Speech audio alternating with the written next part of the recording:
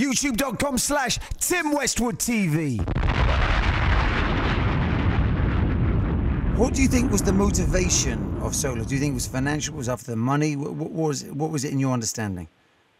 It's really hard to say because those 6 years I wasn't in the picture. I wasn't actually there to witness everything. You know, like if I was there to witness it, it'd be a different type of a story. You know, but to be there is one thing. But the crazy thing is you wouldn't see him anywhere in the town. Like you don't see if you popping. Why ain't you in New York? Why ain't you in Boston? Why ain't you in Connecticut? Why ain't you in Jersey? Why ain't you in any New York activity?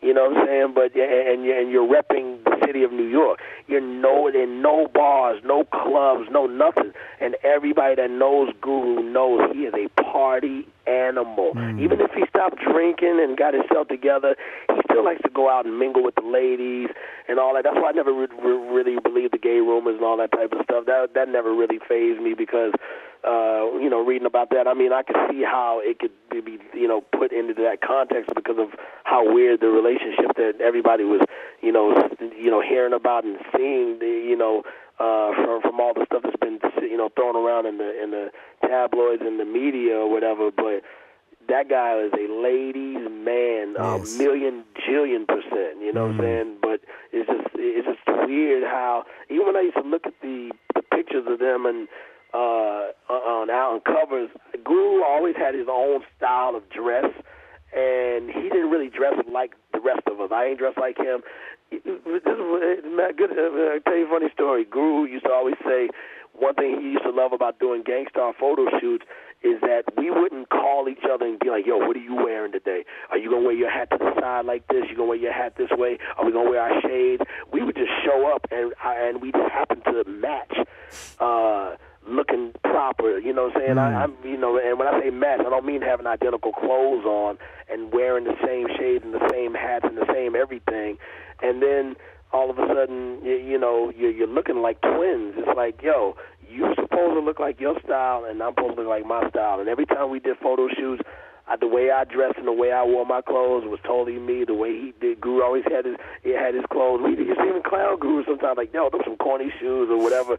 And he'd be like, hey, these are my shoes, so don't worry about it. You know what I'm saying? But he had his own individuality, and I used to look at the pictures of when he was doing his new thing, with his label, and I was just like, damn, am I seeing double? You know what I'm saying? And it's not even as a diss. It was just like, I'm used to seeing Guru have his own thing going on, and you could just tell that he wasn't the same guy that we know and love. And even material-wise, I know that dude's rhymes are just too incredible to not be on the level of what he was doing with Gang Starr and Jazzmatazz, the original Jazzmatazz. I know he did a Jazzmatazz album on 7 Grand, but I'm talking about prior to that. Jazzmatazz 1, 2, and 3 is what I'm speaking on. Anything past April 1st, 2004, I can only speak on from what I've heard from promoters in Europe especially that have told me stories, and also from all the people that I've come in contact with, which is the fans, and which I call supporters because they're the ones that pay our rent and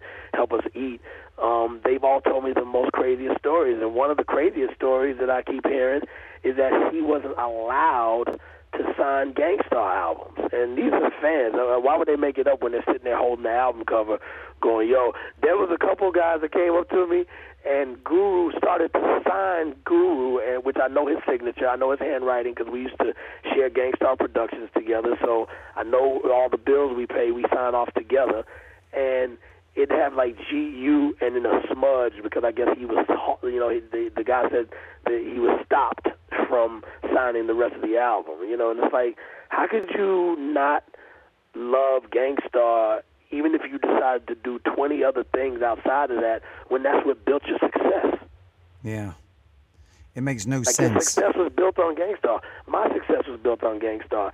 You can walk away from it all you want to. That's fine. And you can start doing opera, I mean, I want to do movies. I want to score films. I want to do a whole bunch of things. I want to do a kids show. I want to do a cartoon. But that's not going to ever take away me being grimy and raw dog with my hip hop because I got to constantly keep that popping because that's what built me. So anything past that, if you're going to do 7 Grand, you're going to do, 7.0, 8.0, 20.0.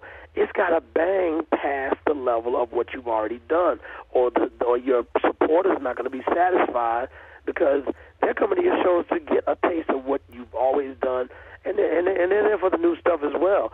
And I welcome anything that he's doing new, because there's nothing wrong with tapping the new ground. That's all fine. But just make sure it's banging.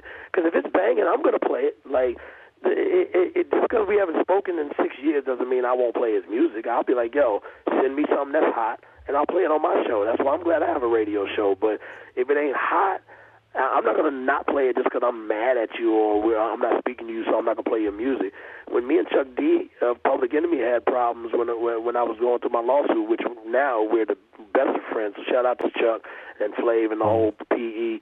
But I'm not going to be like, oh, I'm not playing this stuff because I'm mad at Chuck. Nah, the music will never get put into a stifle just because I have a personal problem with you. You know what I'm saying? If I have a problem with you, the music will always shine as long as it's banging enough for me to want to play it. YouTube.com/Tim Westwood TV.